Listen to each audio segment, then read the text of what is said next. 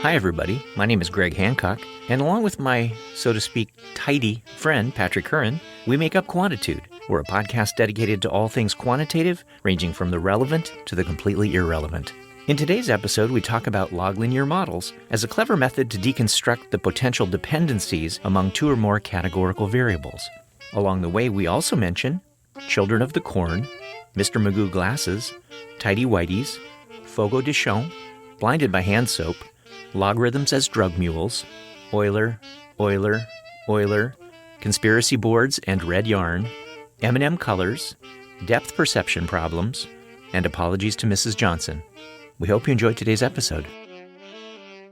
Hey, I would like to thank you for making the trip up here and hanging out at our house. It was a ton of fun. I'm glad I got to spend some time with Gus. Some quality time. I would sit in the rocking chair and he would get one of his stuffies and lay at my feet, even though it was 35 degrees out. But let me ask you, have you gotten over the 5:45 a.m. trauma? I have not. I'm an early person.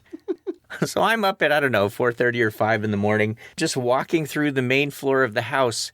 The bedrooms are upstairs, so there should be nobody else on the main floor of the house. And Patrick comes out of the bathroom on the first floor. I don't know if you want to describe what you looked like at that time. In fairness to me, Hancock completely Children of the Corn Stephen King'd me. All right. So the bedrooms are upstairs. I'm asleep. I wake up. I would like to use the facilities. I know Greg's son Tate is about to get up and do his morning routine because he has early jazz band practice. And I didn't want to screw that up, so I thought, well, first, there are only men in the house, all right? Your wife was out of town. Mm-hmm. And second, who the hell is up at 5:45 in the morning? So I put on my admittedly very thick Mr. Magoo glasses, and I apologize for the description, but I was in my tighty whities and nothing else. And I went downstairs because nobody is up, of course. I have the place to myself. I use the facilities. I come out and close the door and turn. And in this darkened hallway is a silhouette of Hancock just standing there, fully dressed at 5:45. And we look at each other, and without saying a word, I just walked by, went upstairs, and went back to bed. There's no amount of therapy that's going to get that image out of my out of my head. And I had to watch you walk away in your tighty whities with your Mr. Magoo glasses on. You should have told me that you might be up at that hour using the bathroom. But no, you didn't. Oh, another you should have told me was whenever I go up, Greg takes me out to a Brazilian steakhouse in the Inner Harbor at Baltimore. Mm-hmm. Fogo de Chão? Is that how you pronounce it? Not if you have any familiarity with Portuguese, but... Okay. At Fogo de Chão, it all starts with fire. And then, out of the kitchen comes something that moves your mouth to tears of joy. But you go in, and it's really a remarkable place as they go around with all of these grilled meats on metal skewers. And they come up to the table, and they cut all the different kinds of meat off and put it on. It's lovely, and it's fun. It was just me and Greg and his son, Tate, who's a senior in high school. And as we go into the restaurant, I said, okay, I'm going to wash my hands real quick. I will join you at the table. And so I go in. And in the bathroom, I push the soap dispenser down into the cup of my hand. It comes out at the speed of sound. It perfectly rolls in my palm, and without exaggeration, the entire squirt goes directly into my eye. And I'm staggering around the bathroom with this industrial hand soap. All right, this wasn't like a molecule. This was not a drop. No. This is like a tablespoonful of soap in my eye. I'm literally pouring it underwater, have towels on it. I'm dabbing it. And I come back to the table with my eye damn near swollen shut. And I say, you guys are not going to believe what happened. And I told him, and Tate looked up, and super cheerfully, he said, oh my gosh, exactly the same thing happened to me last time I was here. You'd think he might have told you. I slowly turned to him. Did it ever occur to you to tell me about this? Right. But then the beauty of it was we had a lovely dinner, had so much fun, and Greg and I are sitting at the table, and Tate goes to the bathroom, and he comes back, his head hung down, sheepish, and sits down, and he's got a big wet spot in the middle of his chest. And he said, I did it to myself. So the theme of this episode is, why didn't you tell me? The you should have told me thing, one of the things that someone should have told me a long time ago is that logarithms are actually pretty damn useful, right? I remember I had 3 junior high teachers around the time when I was told that, logarithms are really important. I didn't believe them for 1 minute. Mrs. Bell, Mr. Swem, Mr. Rutledge. I didn't like it. I didn't like any of them. So I didn't really understand. I'm really good at memorizing rules, but it was just a thing, right? I had no idea how freaking useful these things were going to be. And you and I wind up using them pretty much every day. Not only are they useful, logs are magical because they do things for you. Yeah. They are the drug mules of nonlinear transformation. Wow. They are swallowing condoms of pure Come cocaine. back to me, Patrick. Come back to me, Patrick. Okay, hypothetically. Oh, sorry, my bad. Okay. Logs are magical because they undo things and then they redo things. And it's in the spirit of a lot of things we talk about here, which is how do we make models work for us? The first log that I ever learned, I remember my first log. It was base 10. And if you're having a PTSD reaction or whatever, our whole number system is base 10, right? And we can think of 10 as being, this won't be a shocker, 10 to the first power. And we can think of 100 as being 10 to the second power. And we can think of 1,000 as being 10 to the third power. In fact, going back the other way, we can think of 1 as being 10 to the 0 power. Logarithms are essentially asking, what power of 10 would you have to raise a number to get to that? So a number like 100, the logarithm of that base 10 would be 2. It's telling you you'd have to raise the number 10 to the power of 2. And of course, there are numbers between there, like the number 546. We could ask, what power would you have to raise 10 to be able to reach that number 546? So the log base 10 of 546 is what, Patrick? You should have told me you were going to ask me that. I don't know. I should have told you. I was playing Angry Birds when you were talking. I don't know. It's 500, let's see, is going to be between 2 and 3. Nice. So I like the way you're thinking about it. If you thought a little bit harder, you'd come up with something that's around 2.737 or so. And base 10 is the one that we learned first. But I will tell you, I seldom encounter base 10 at all in the logarithms that we use. The one that seems to be the darling of the scientific community is base E. Now, I kind of do and don't want to pop quiz you, but can you give us any explanation of this thing, E? Euler. Euler. Nice. Sorry, that's a reach on a Ferris Bueller one. It was good. Thank you. Bueller. Bueller. Bueller. Well, there is Euler's constant. Rounding off at the third decimal, it is 2.718. It is truly a magical number. E is a magic number. Yes, it is. It's a magic number. I really, honestly, I don't have it in front of me, but it's something like the limiting value 1 plus the inverse of n to the nth power. I think that's right. Yeah. As n goes to infinity, you get Euler's constant. A lot of people pronounce it Euler, E-U-L-E-R, which is the Bueller joke. Base 10 is what do you have to raise 10 to get the particular value. And for a natural log, it is E, which is the near universal notation used for this 2.718. And it's one of those magical numbers like pi, right? That it just keeps coming up in so many things that we do. And when we take a logarithm base e, we refer to that as a natural log. So when someone says natural log, or they use the symbol ln, although sometimes people just use log and it's understood contextually that the base is base e. But natural log is used in tons of things that we do statistically. And I remember natural log being mentioned in junior high. And as much as logarithms meant pretty much nothing to me, the idea of a natural log, a log base some number, that I have no idea what the hell it is, it couldn't possibly be a part of my life at any time in the future.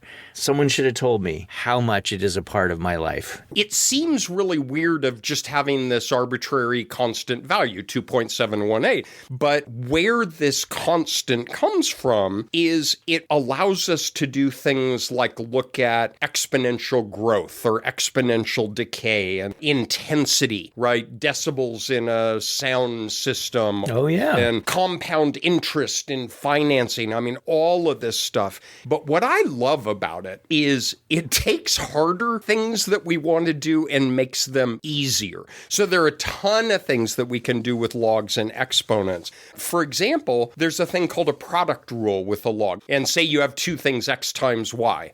Well, the log of x times y actually can be expressed as the log of x plus the log of y. So it makes products sums. And then you can have a ratio of, let's say, x divided by y. Well, the log of x divided by y is the difference between the log of x and the log of y. And so what it does is there's a product rule where it makes product sums, and there's a quotient rule where it makes ratios differences. And quite honestly, it just makes life a whole lot easier for us. That along with the exponent rule, right, where you take the log of x to the a power, just becomes a times the log of x.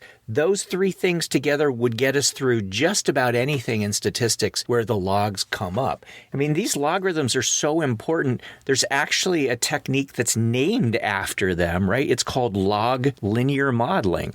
Do you know about loglinear modeling, Patrick? It is a modeling approach that somebody should have told us about because it serves as a mothership for all sorts of what we might consider fancy, more modern day kinds of things. And you can do your conspiracy board and red yarn. And it all goes back to the middle part of the bulletin board where there sits loglinear models.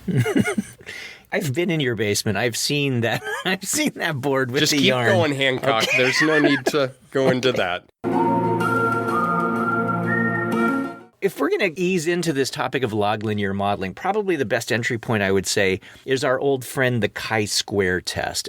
And chi-square test by now in your statistical upbringing maybe means lots of things, but the first introduction that you would have had to the chi-square test is probably something called the chi-square goodness of fit test, and specifically you did it with categorical data. And the idea was that you wanted to know whether or not the numbers of observations you got in a collection of categories on a particular variable were in line with what you might have expected based on some hypothesis or not. And the one that I always did in my class, which a lot of people do, is if you had, for example, the null hypothesis that all of the colors of the M&Ms have equal probability or equal frequency in the grand population of M&Ms, then you could tear open a bag and assess the goodness of fit of whether or not the frequency of the M&Ms that occur in your small bag appear to be in line with the null hypothesis that says they should all occur with equal frequency. That's often our first foray into this idea of goodness of fit. Get M&M's, plain and peanut chocolate candies. I love that test as a starting point, and it's one of the worst things to teach in an intro stat class. Usually this comes up toward the end of the semester is when you do this. When I was up visiting, there's a public park near his house with a lake, and we take Gus for a walk around the lake, and we were talking about this episode, and we both were grousing about how hard it is to teach this, because usually leading up to it, everything has some degree of quantity and order. And then one Tuesday morning at 9:30, we say, do you prefer Coke or Pepsi? Yes or no? Are you above 50 years old? Yes or no. And with a slap in the face, you're dealing with nominal variables that have numerical counts, but order is irrelevant. And it is so hard to get your head around that notion of, all right, these are nominal categories, but we're still going to talk about what is the probability I would have observed these frequencies if they were equal in the population. And I like that example that you gave, especially the do you like Coke or Pepsi? And was it over 50 or under 50? Was that your dividing line? The thing I like about that is because it transitions from this general and hard to get your head around idea of goodness of fit to a chi-square test of independence, which is a special type of this so-called goodness of fit, where, at the simplest level, we have this 2x2 that Patrick laid out. If it were the case where we asked, is your age, which has been grossly categorized as people under 50 and people over 50, and we could ask the question, is that independent of your preference for one of the two colas? Well, if it's the case that your age, as measured by that variable, and your cola preference, as measured by that other variable, are truly independent, then the probability of being someone who's over 50 who likes Pepsi versus someone who's under 50 who likes Coke, all of those things would be completely determined by what we could call the marginal probabilities of whether or not you generally prefer Coke or Pepsi, the whole population, whether or not you're under 50, over 50 in the whole population. If everything's independent, the cell probability should just be the product of those things. And if that's the case, then we would have either for each cell an expected probability, or we could also say an expected frequency for each of those if we just multiplied out by the total sample size that we have.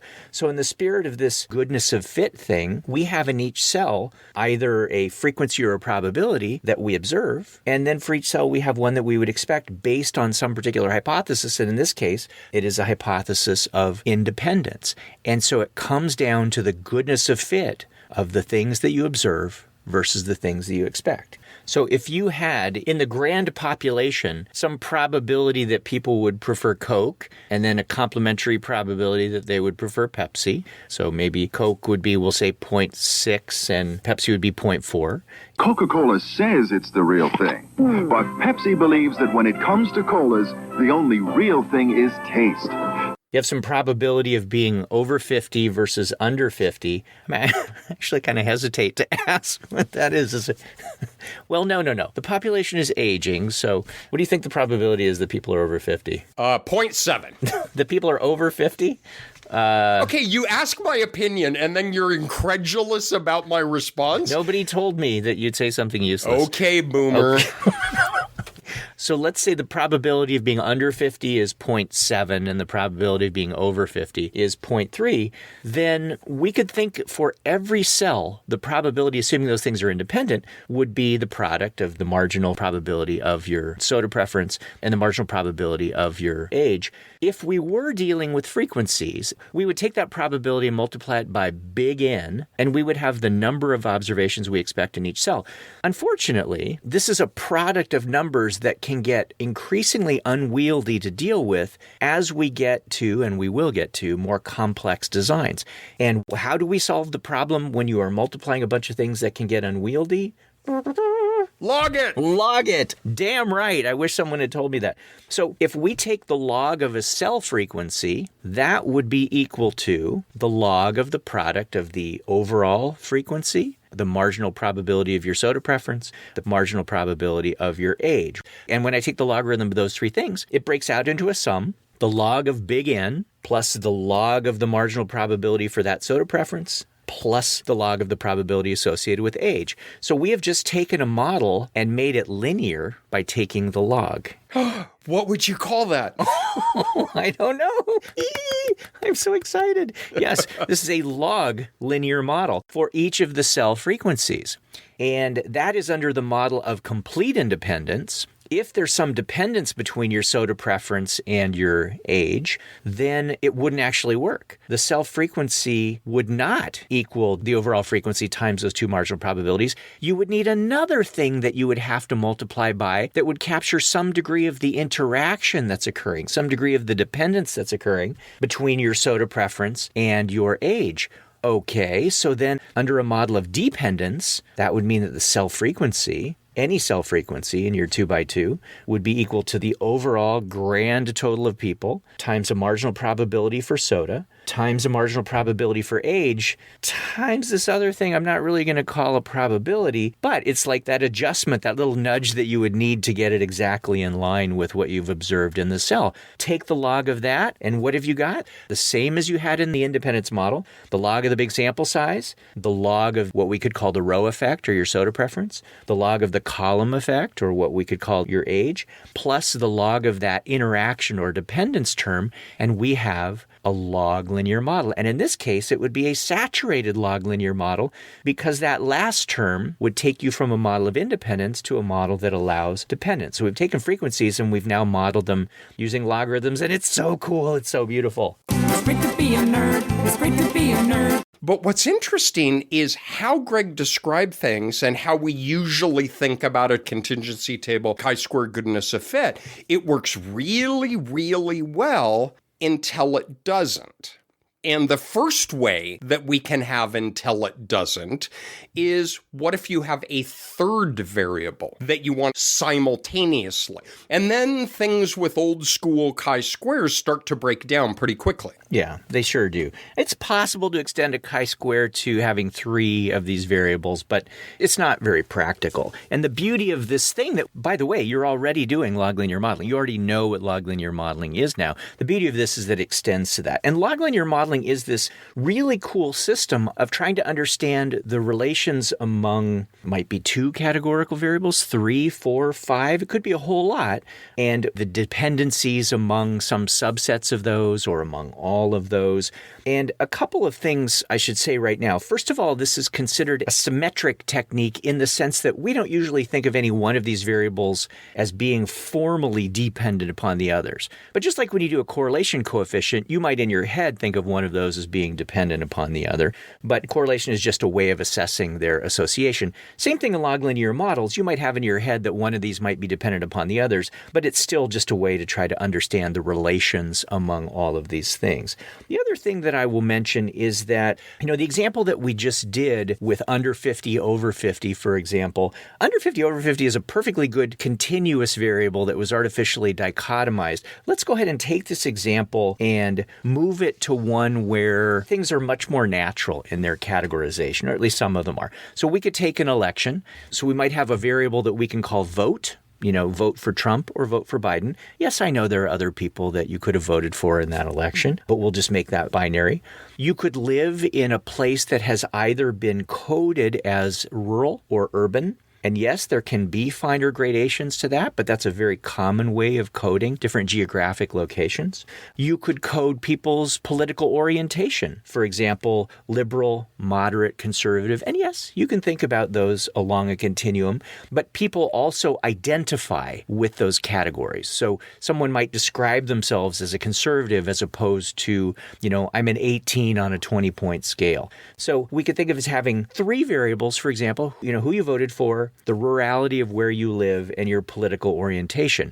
Now, you could think about these in 2-way kinds of scenarios that are very reminiscent of the chi-square. You could say something like, I'm really interested in whether or not there's a relation or dependence between who people voted for and the rurality of where they live, or between who they voted for and their political orientation, right? We could imagine those 2-dimensional kinds of questions, but why not think about it in a 3-way kind of example? We're interested in understanding the relation, the potentially complex relation between who you voted for, your political orientation, and the rurality of where you live. And log linear modeling is just absolutely to the rescue. A lot of the things that we're going to say are going to sound very much like what some of us old school ANOVA people used to say.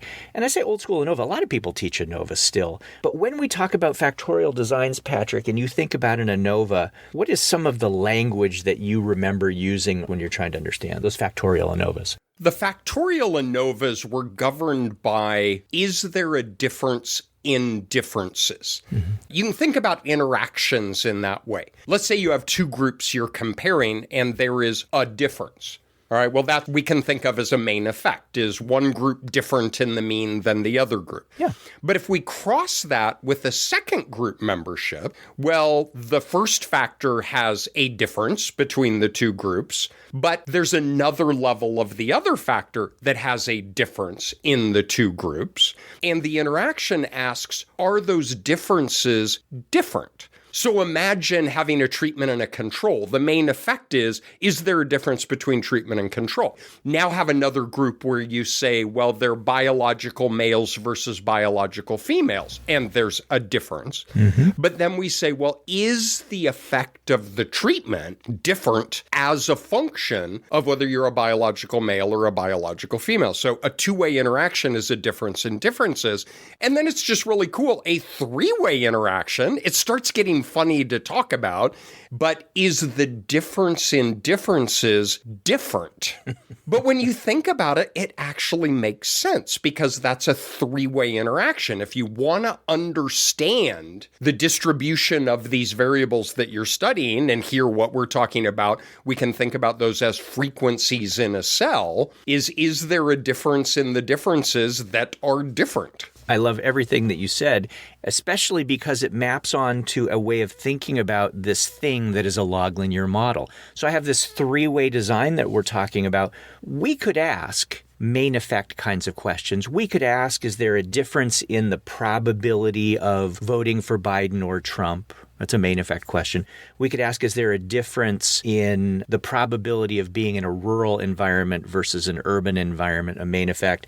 We could ask, are there differences in the probabilities of being a liberal or a moderate or a conservative? Again, a main effect question. But where things get really interesting, and honestly, where things start to mess up your ability to understand those main effects, is when we ask about, we're accustomed to using the word interaction in the ANOVA or factorial design world. Here we can think about it in terms of dependence, right? In this three-way design, we could ask the question, is there a dependence between the rurality of where you live and how you vote, irrespective of your being liberal, moderate, or conservative? Well, that's a two-way interaction kind of question, but it's looking at a dependence between two variables. And we could ask that between any of the pairs of variables here, right? We could ask, is there a dependence between orientation and vote? We could ask, is there a dependence between your political orientation and the rurality of where you live? And then, like Patrick said, where things get really fun in this type of design is we can kick it up to the three-way interaction level. And the three-way interaction level is very much like saying, does the two-way interaction differ as a function of the levels of that third variable? So we could ask, for example, in this one, does the relation between how you vote and the rurality of where you live differ depending on whether you are liberal or moderate or conservative, right? So you're asking whether there's a three-way dependence here. Loglinear modeling takes that mindset of main effects and, more interestingly, two-way interactions and three-way interactions and cast them into this categorical world. And a lot of the ways that we have of thinking apply here. It's just with logs, right? It's just with logs. With logs. But the way then that you can think about this, and I love this, is that in this three-way design that we just described, it had 2 times 2 times 3, 12 cells. What we're saying is that the frequency of people who fall into a given cell, like liberals in urban areas who voted for Trump. Okay, that might be a sparse cell. Maybe I should pick a different one. But in any of those cells, the idea is that all of the variables could be independent. And so the frequency of being in that cell could simply be due to the probability of voting for Trump versus Biden, the probability of being in an urban versus a rural area, and the probability of being liberal, moderate, or conservative. It could just be a function of those main effects without any interaction whatsoever. And that would be an example of a complete independence model, that there's no interaction going on at all. In that model, logarithmically, then that would mean that the log of the frequency of that cell should be equal to, and I'm going to say things just like we said before in a two-way design, it should just be the log of the big N of all the people who are studied, plus in this case, the log of the probability of the level of your vote variable, plus the log of the probability of your level of the rurality variable, plus the log of the probability of your political orientation variable. the log of the sample size in each cell would be just made up of those main effects. That would be a complete independence model. But things could get way more complex. Like Patrick said, we could have two-way interactions. What the frequency in each cell is could be a function of not just those main effects, it could be a function of two-way interactions. And there are three different two-way interactions here, or two-way dependencies. It could be a function of three-way interaction. Good Lord, right? But in the loglinear model, and oh my gosh, I love this, it just means that you're adding more terms on. What's going on in a cell might not just be this logged sum of main effects. It could include a logged sum of interactions at the two-way level, could even include a log of interaction at the three-way level. And so this whole system for every given cell is just made up of the sum of a bunch of log things. It's no different in broad principle than as Greg raised with a factorial ANOVA, because what we're saying is, well, if somebody is liberal versus conservative, what's the probability they would vote for Biden or Trump? Okay, that's a main effect question. Well, if somebody is rural versus urban, what's the probability that they would vote for Biden or Trump? Well, that's another main effect. What we're really saying here is there a different probability if you're liberal versus conservative if you're in a rural community? Mm-hmm. Everything that we're comfortable in doing with that in an analysis of variance model of looking at differences and differences, here we're just doing it in terms of frequencies and probabilities. And it's incredibly cool to look at these relations for categorical variables. And the way that people wind up practicing what Patrick is talking about, there are usually two ways that people approach it. One is a backward elimination kind of strategy. And I know that in regression, we get slapped around about, don't use different types of variable selection procedures. But the idea here is that we could start with a saturated model, which in this example means that the number of observations in each cell is a logged function of the total number of observations, but then the main effects for each of our three variables, the two-way interactions of each of the pairs of our three variables, and then a three-way interaction. So that's a completely saturated model. So the first question in backward elimination is, can we take out the higher order term? Can we knock out that three-way interaction? And if you can't knock out that three-way interaction, if that is statistically significant, then you know that you're going to have a lot of it depends in the kinds of interpretations that you're going to have when you get down to the simpler effects that you have. Just like Patrick said, the probability of voting for one person versus the other, depending on whether you identified as liberal or conservative or in a rural or urban kind of community, right? So in a backwards elimination, you see if you can peel off the three-way interaction term. And if you can, then you ask, can you peel off any of the two-way interaction terms? Are they statistically significant or not? And there's significance tests with all of these. And then if you can peel off a two-way interaction because it's not significant, then you get down to a progressively simpler or more parsimonious model. All right, that's one way that this gets practiced. The other way is just to fit a whole mess of models and make some selection among those models. We know the saturated one with everything is going to fit perfectly. A model of independence that says none of these variables are related to each other at all and only has main effects probably is going to fit horribly. I mean, it's a very parsimonious model. It'll probably fit horribly. But then we could imagine fitting all different combinations of two-way interactions and then having three-way interaction in there and so forth. And then making a choice, usually with information criterion measures. The BIC or AIC is a very common way to do it. Sometimes people will also look at the actual cell frequencies and the cell frequencies that a particular model would predict that you would have and literally correlate those and ask how strong is the correlation between those things. So there are different ways to gauge what's a good model, what's a bad model. But in the end, you will have a model with some number of main effects that are statistically significant, some number of interactions that are statistically significant, and it helps you then to identify which variables might be dependent, like your political orientation and who you voted for, and whether or not those things actually depend. In this case, possibly depending on that third variable, whether you live in a rural community or whether you live in an urban community. And it is a very cool way to try to pick apart the relations among a set of categorical variables. And why hasn't anyone told us about it?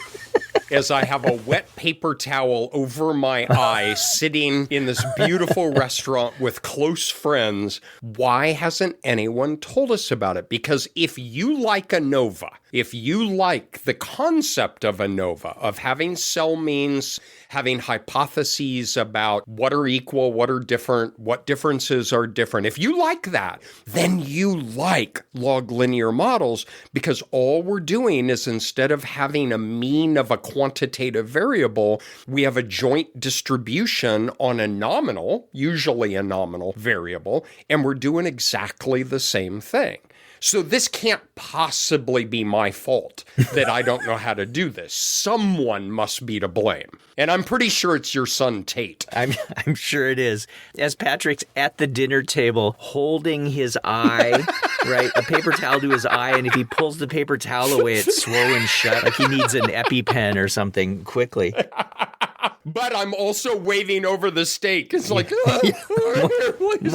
More and sirloin. I have no depth perception. You have these little tongs, and they cut it, and you grab it with the tongs. Yeah. And I've got one eye swollen shut, and I'm just stabbing In at the air. this giant piece of steak.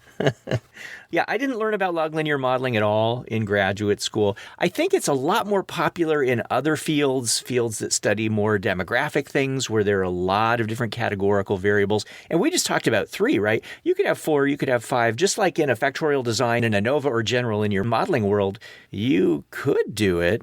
But when you do it, you pretty much have to pray you don't get any higher order interactions, because those just wreak havoc on your ability to understand things. But then again, the world is a complicated place, and this helps us to get at those interactions. So yeah, nobody told me about this either, but with a basic understanding of how logarithms work and chi-square kinds of ideas, and then main effects and all of that, I mean, you can do this, and it's especially when you have a lot of categorical variables. And the cool thing is it does relate to other things. So it is related, for example, to logistic regression or Poisson regression, where you have something that you consider to be dependent. Just like correlation and regression have relations, log linear models and logistic regression or Poisson regression have relations. This is related to latent class analysis, very much related to latent class analysis, and how the models are parameterized, how they're estimated using maximum likelihood. It's related to some other damn thing they didn't teach us about, like... Oh, configural frequency analysis. That's one of my favorites. Is Alexander von Eye has written some really lovely things on this, and we highly recommend that. But it is not just kind of testing independence, saturation, would you expect this more by chance, but that you're testing for certain configurations of these categories. Yeah. And all of these things have log linear models as the mothership. Yeah. You scratch the surface, and what you find is the log linear model. And again, we've said this many times over many years, the majority of what we do in this field never gets out of middle school mathematics. Yep. And this is another example. You owe Mrs. Johnson an apology for being a little dick in middle school math when she was going over logs, because logs are magic. They are. And we encourage people who aren't familiar with log linear models to check them out. A, for their ability to answer interesting questions about relations in and of themselves, but B, as a seed for so many other techniques that either you have some familiarity with already, and the connections would be nice to be able to understand, but also, as Patrick said, as a seed for some other things that you can learn about as well. So it's very cool. Hope people check it out. All right, dude, this is a good place to stop, because I need to use the facilities. All right, yeah. Oh my God! Wear pants when we record. Nobody's home. I am most comfortable in my tighty whities. No tighty whities, please. Bye, everybody. Thank you so much for listening. You can subscribe to Quantitude on Apple, Spotify, Google, or 1,000 other increasingly suspicious platforms, and please leave us a review. You can also follow us on Twitter, X, or Blue Sky. We are at QuantitudePod. And check out our webpage at quantitudepod.org for searchable playlists, show notes, a syllabus that organizes episodes around class topics, and other cool stuff. Finally, get a plethora of conversation-starting Quantitude-themed merch available at redbubble.com, where all proceeds from non-bootleg authorized products go to donors choose to support low-income schools. You have been listening to Quantitude, where 98% of listeners wish someone had not told them about it, with the remaining 2% being Greg and a really nice guy in Norway. Quantitude has been brought to you by types of logs about which no one may have told you. The unnatural log. Whereas the natural log makes life easier by converting products to sums and ratios to differences, the unnatural log inexplicably makes things infinitely more difficult by converting sums to high-dimensional integrals and differences to singular value decomposition. This is most often used by teachers who are trying to make statistics seem more difficult than it really is. The supernatural log. This follows precisely the same mathematical rules as the natural log, but is more difficult to use in practice as results fade in and out as the veil is pierced between our objective world and the celestial divine. A nice glass of Merlot is recommended. And the nature log. This is less a mathematical function and more an actual log located out in nature. This is sometimes referred to as a thinking log, and is most often used to sit on and ponder life. A nice glass of Merlot is recommended. This is most definitely not NPR.